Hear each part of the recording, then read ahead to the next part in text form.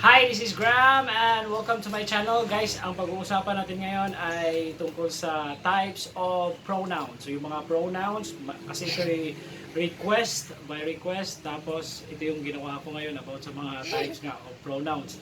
So kung bago pa lang kayo sa channel na ito, don't forget to click subscribe for more lessons about basic English in Tagalog. Pasensya na kayo sa aking baby makulit. And then, para maintindihan natin mabuti, punta tayo sa aking computer. Here we go! Hello guys, ang pag-uusapan natin ngayon ay types of pronoun. So dahil ito ay isang request sa ating channel. Kumbaga, may nag-request dito sa isa sa mga nag-comment, nag-request itong types of pronouns.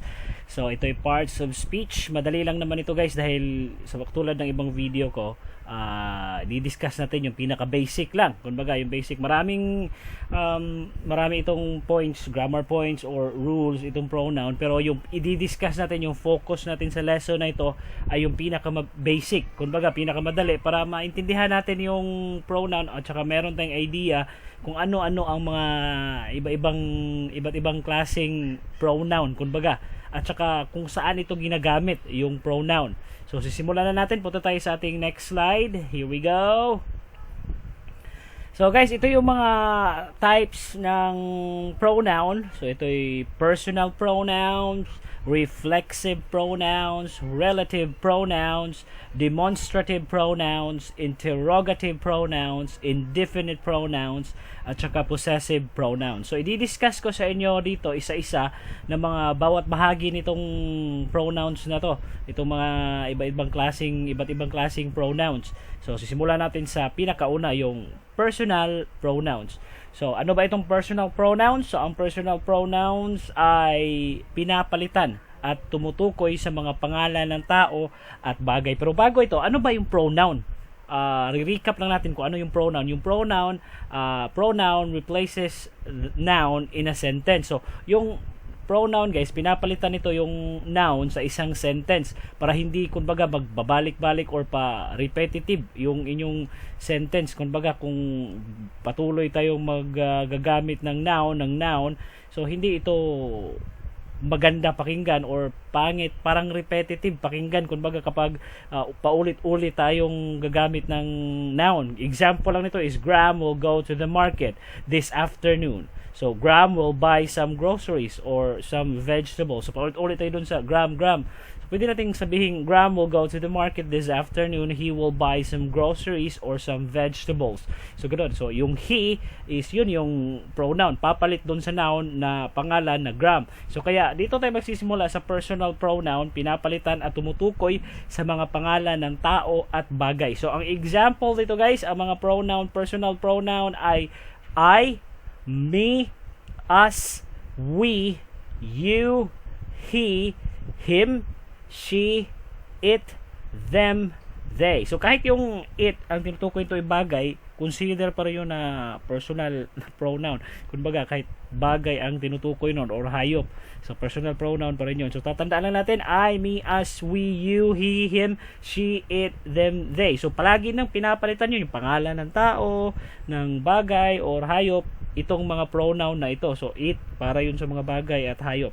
So titingnan natin yung pinaka-example sa baba, yung sentence para makita natin yung pronoun. So Archbishop Desmond Tutu was born in 1931 in South Africa and he rose to international fame in the 1980s as an opponent of apartheid. The Nobel Peace Prize was awarded to him in 1984. He was written 7 books and has co-written or contributed to many others. So para hindi tayo babalik-balik dun sa pangalan ni Archbishop Desmond Tutu, so ang ipapalit dun is yung pronoun, personal pronoun na he. So makikita nyo sa sentence, pwede naman natin sabihin ipapalit-ulit mo yung pangalan ni Desmond Tutu, pero pangit na siya basahin or pakinggan. Pag sinabi natin Archbishop Tutu was born in 1939 in South Africa and Archbishop Desmond Tutu rose to international fame in the 1980s as an opponent of apartheid, the Nobel Peace Prize was awarded to Desmond Tutu in 1984. Desmond Tutu has written 7 books and has co-written or contributed to many others. So napaka sagwa pakinggan, kumbaga repetitive kapag hindi tayo gagamit ng personal pronoun. So napakadali lang naman ito palaging ginagamit yung personal pronoun. Basta wag lang natin tatandaan I, me, us, we, you, he, him, she, it, them, they. So ito yung mga personal pronoun. So dito sa sentence na example, pinapakita natin na pinapalitan ni personal pronoun ang pangalan ni Desmond Tutu na isang arsobispo, kumbaga doon sa South Africa, yung sentence example natin. So pumapalit siya doon sa pangalan, pinapalitan at tumutukoy sa mga pangalan ng tao at bagay sa isang sentence. So punta tayo sa sa next slide natin, yung next is possessive pronoun. So ito yung possessive pronoun. Ano naman itong possessive pronoun? Pinapalitan ang possessive nouns sa isang sentence na nagpapakita ng ownership or pagmamay-ari. Kaya siya possession, possessive. So pagmamay-ari, akin. Kumbaga ganun, akin to, ganyan, ownership.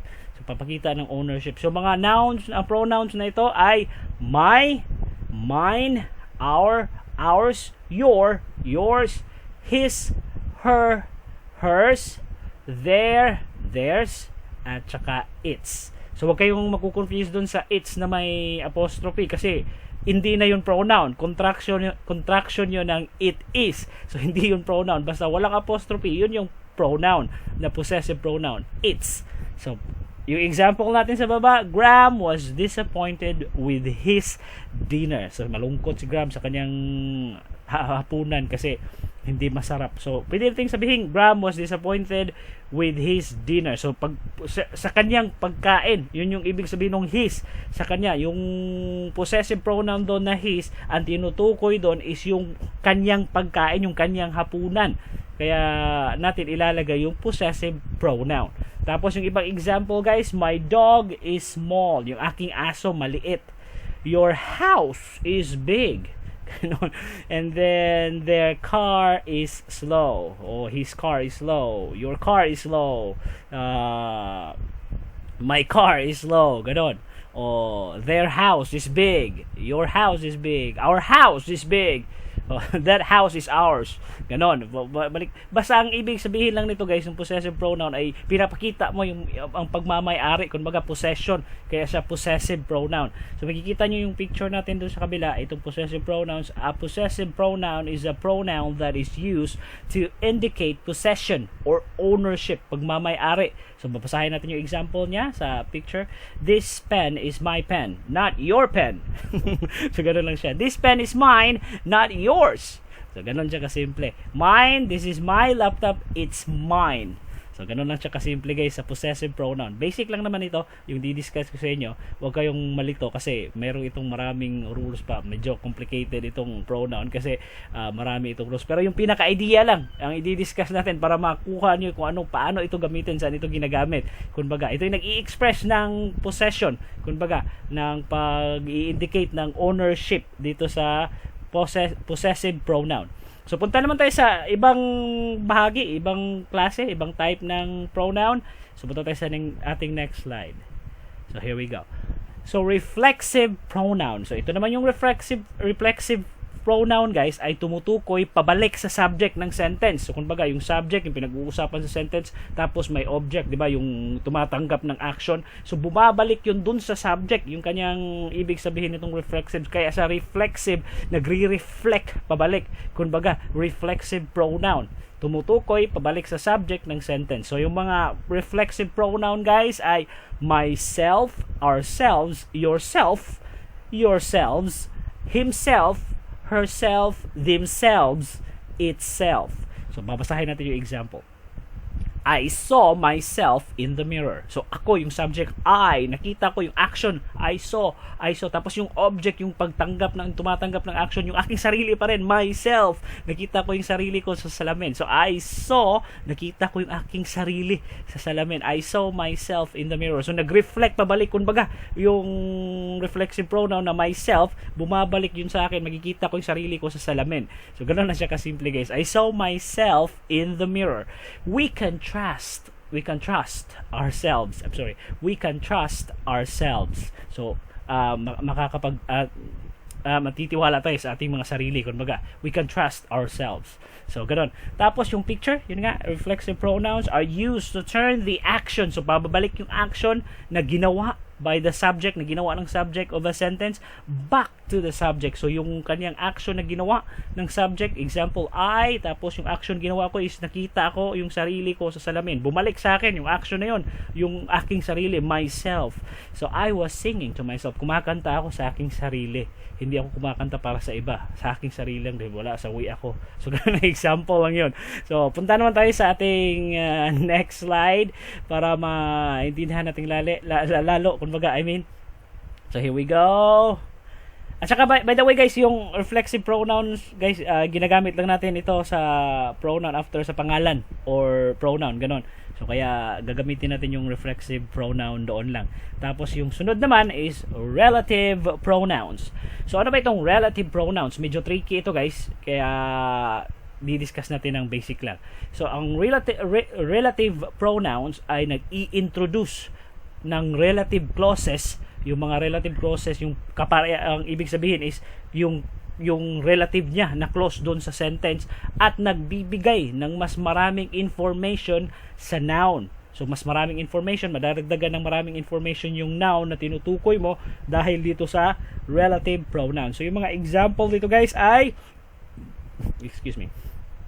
that, who, whom, those, which, whoever, whichever. So ulitin natin, that, who, whom, those, which, whoever, whomever, and whichever. Yung ating example na sentence ay the woman who called yesterday wants to buy the house. So pwede mo naman siyang i-diretso na tanggalin na natin yung clause na who called yesterday. Sasabihin na lang natin the woman wants to buy the house. So sinong babae? Magtatanong ka, sinong babae saan doon? So hindi siya bitin siya yung sentence eh. Pero pwede naman siya sa stand alone na yun na the woman wants to buy the house. Pero yung kausap mo kasi magtatanong who. So kaya natin ilalagay yung relative pronouns na who, nagbibigay ng maraming information, dagdag informasyon doon sa babae na bibili ng bahay. Yung tumawag kahapon. So yung tumawag kahapon na babae, bibilhin niya yung bahay, wants to buy the house. So ganun lang siya ka-simple guys. So yun nga, yung sa picture dito, who, which, that, whom, those. So ito kulang nga yung nilagay nila. So relative pronouns link a noun with a relative clause that gives more information about the noun. Relative pronouns are usually located after the noun to make it clear which person, place, or thing is being referred to. So saan siya nagre-refer. So example niya sa baba, the dog. Yung dog is yung noun, tapos that ang relative pronoun, tapos yung relative clause has the bone. So the dog that has the bone is digging a hole. Pwede mo sabihin the dog is digging a hole. So para mas madagdagan ng maraming information yung aso na may dalang buto, yun yung naghuhukay. Ganon. Example lang para mas maraming information kumbaga. Napakasimple lang niya guys dahil ito ay basic lang. So punta tayo sa ating next slide para sa ibang klase ng pronoun. So pasensya na guys, medyo nagmamadali ako, may klase pa ako kasi ako mamaya. So ito guys, demonstrative pronouns. So ang demonstrative pronouns naman guys ay tumutukoy sa lugar ng mga bagay. Napakadali lang nito guys. Ito ay this, that, this, those. So example na sentence, this is my favorite book. Ito yung aking paboritong libro. So yung demonstrative pronouns ang tumutukoy sa librong paborito mo na hawak mo or malapit sa'yo. Kasi pag ginamit natin yung this, kumbaga hawak mo or malapit sa'yo. Importante ang distansya dito guys kasi sa bagay dahil ang pronoun na to ay nagtutukoy sa lugar ng isang bagay. So tingnan natin yung picture. Mababasa natin to, demonstrative pronouns. Those, medyo malayo yung distansya nun. Pag sinabi mong those, plural yun, marami. Those, tapos that, malayo din yun, pero singular. Tapos this ay malapit. Tapos this, marami, tapos malapit. Ganon, singular, plural din yun. Kumbaga, kumbaga. So titingnan natin yung kabilang picture para mas maintindihan natin mabuti. Yung mga singular nito is this is nag-iisa lang. Pag sinabing singular, nag-iisa, this is an apple. So malapit yun sa iyo, yung tinutukoy mong apple. Ito ay apple. Ganon. Malapit sa iyo yun. Malapit sa kamay mo, mahahawakan mo kumbaga. Or malapit na talaga, nahawakan mo, malapit. Tapos, that is an apple. Malayo yun, singular. Isang apple, malayo na tinutukoy mo. That is an apple. Tapos, sa plural naman, this, pag sinabing this, marami yun. Maraming apples. Pero malapit sa iyo yun. These are apples. Malapit, nahahawakan mo pa rin. Marami, sobra sa isa kasi plural. Tapos, yung those naman, marami din, pero malayo. Distansya, hindi mo abot. Yun yung ibig sabihin niya. Those are apples. So, nag-demonstrate siya, tumutukoy sa lugar ng mga bagay. Yun yung pinaka-importante. Itatandaan lang natin yung lapit at saka layo. Kapag malapit, singular this. Tapos kapag malayo, singular that. Kapag plural, marami. At saka malapit sa'yo, this, nahahawakan mo. Kapag malayo, plural, marami, those. Kumbaga, napakasimple lang. Tapos pupunta naman tayo sa ating next slide. Here we go. Indefinite pronouns. So ito namang indefinite pronouns, guys, ay tumutukoy sa mga nouns na hindi pinangalanan. So medyo ito, mystery. Kumbaga tumutukoy sa mga di pinangalanan or di kilala, kaya indefinite, di sigurado kung sino or ano ang noun na tinutukoy. Marami ito, guys, hindi lang ito. Babasahin lang natin yung mga example na nilagay ko. Another, all, any, anybody, anyone, anything, both, each, either, enough, everybody, everyone, everything, few, fewer, less, little, many, more, most, much, neither, nothing, other, others, several, some, somebody, someone, something, at saka such. So kumbaga ang tinutukoy nitong pronoun na ito, guys, yung indefinite pronouns ay hindi pinangalanan, mystery, kumbaga misteryo. The boy heard something moving behind the door. So meron akong narinig, yung bata nakarinig ng something na may gumagalaw doon sa likod, pero hindi natin alam kung ano yung something na yun, pusa ba yun, halimaw, or ano ba yun, magnanakaw, ano ba yung nasa loob. Pero hindi mo kasi kayang pangalanan kasi hindi mo tukoy kung anong nasa likod ng pintuan na gumagalaw. Kaya gagamitin natin yung indefinite pronoun para yung mystery is nandun. Yung idea kung hindi mo alam kung nandun sinong nasa likod ng pintuan. So the boy heard something moving behind the door. So tumutukoy yun sa noun na hindi pinangalanan dahil misteryo kung sino ang nasa likod ng pintuan. Ganun lang yun siya ka simple. Kumbaga, hindi sigurado kung ano yung something na yon, basta may gumagalaw sa likod ng pinto, pero hindi naka-specify kung ano, kaya tayo gagamit ng indefinite pronouns para sa mga ganitong sitwasyon na hindi natin alam kung sino ang gumagalaw or something na hindi naka-specify. Kaya tayo nag-iisip, something like, kapag hindi mo alam, di ba? Pansin mo, ganun, nagamit natin yung word or something. Tapos, pupunta naman tayo sa ating next slide para sa interrogative pronoun. So, itong interrogative pronouns, ito yung pinakasimple. Take the place of people or mga tao. Pinapalitan na yung mga pangalan ng tao or things and ask a question. So, magtatanong. Napakadali lang.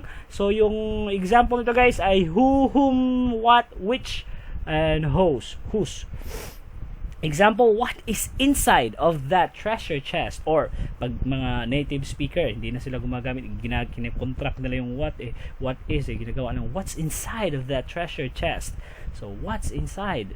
Or, what is inside of that treasure chest? Yung kumbaga, pinakamadali ito, guys, dahil ang speaker or ang nagsasalita ay nagtatanong lang kung ano ang nasa loob ng noun na chest or kung ano mang itatanong mo. Who, whom, what, which, whose. Yun yung napakasimple lang siya. Napakadali lang niya, kumbaga. So, ngayon, punta naman tayo sa ating next slide. Here we go. So, guys, ito yung ating munting quiz. Kapag pwede nyong i-pause or ibalik nyo yung mga lesson para masagot natin yung question na to. Ito yung quiz lang ng konting quiz para ma-check natin. Kumbaga CCQ, concept checking question, kung naintindihan nyo ba. Kumbaga yung ating lesson ngayon, kahit na medyo mabilis yun dahil nagmamadali ako, may klase pa kasi ako. Pasensya na. So here we go. The wolf covered himself in sheepskin and attempted to sneak into the shepherd's flock. So again, the wolf covered himself in sheepskin and attempted to sneak into the shepherd's flock. So guys, saan dito sa sentence na ito ang pronoun? At anong klase ng pronoun ang ginamit dito sa sentence na ito? So bibigyan ko kayo ng ilang segundo.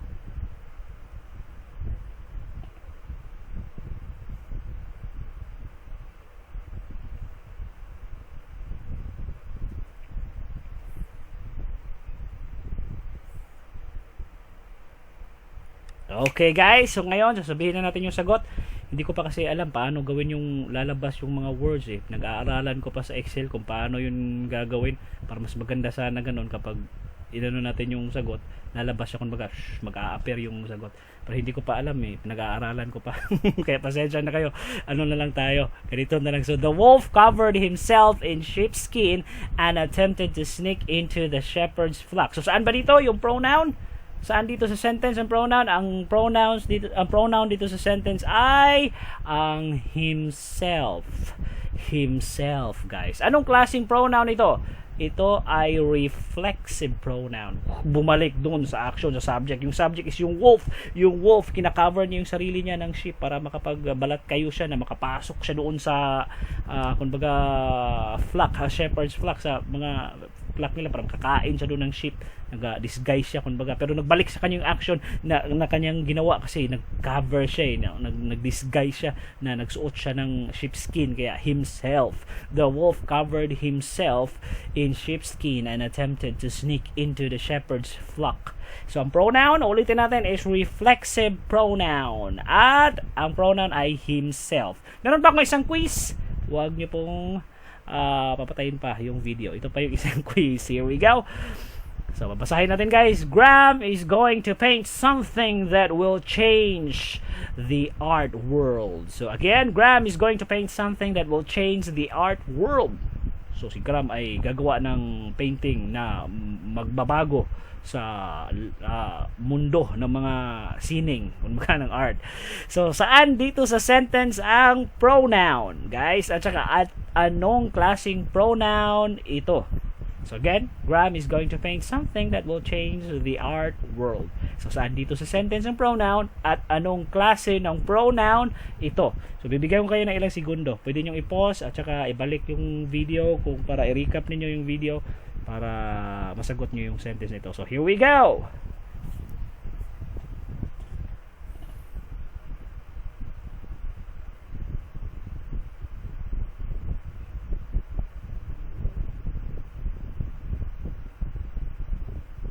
Okay guys, so ngayon sasagutin na natin yung tanong dito kung saan dito sa sentence ng pronoun at anong klaseng pronoun ito. So guys, ulitin, babasahin natin. Graham is going to paint something that will change the art world. So ang pronoun dito ay ang something. So yung something guys, yung pronoun dito. At saka anong klaseng pronoun ito? Ito ay indefinite pronoun. Kumbaga mystery. So hindi naman pinakita dito ni Graham kung anong i-drawing niya, kung anong i-painting niya. Basta gagawa siya ng drawing, something na magbabago sa sining, sa mundo ng sining. Kumbaga. So yun lang yung explanation niya, napakasimple lang. So again, yung pronoun dito is something, tapos yung klase ng pronoun ay indefinite pronoun. So balik natin sa pinakaunang slide para ma-recap natin. So yung mga parts ng types of pronoun ay personal pronouns, reflexive pronouns, relative pronouns, demonstrative pronouns, interrogative pronouns, indefinite pronouns, at saka possessive pronoun. So yun lang yung ating lesson ngayon. Basic lang ito para mas madali nating maintindihan. At saka guys, punta tayo sa pinaka last part. Here we go. So I hope may natutunan kayo sa lesson na ito, and don't forget to click subscribe for more lessons about basic English in Tagalog. See you on my next video. Goodbye! So guys, if you have any questions or suggestion, comment nyo lang sa baba, and don't forget to click subscribe for more lessons about basic English in Tagalog. See you in my next video. Goodbye!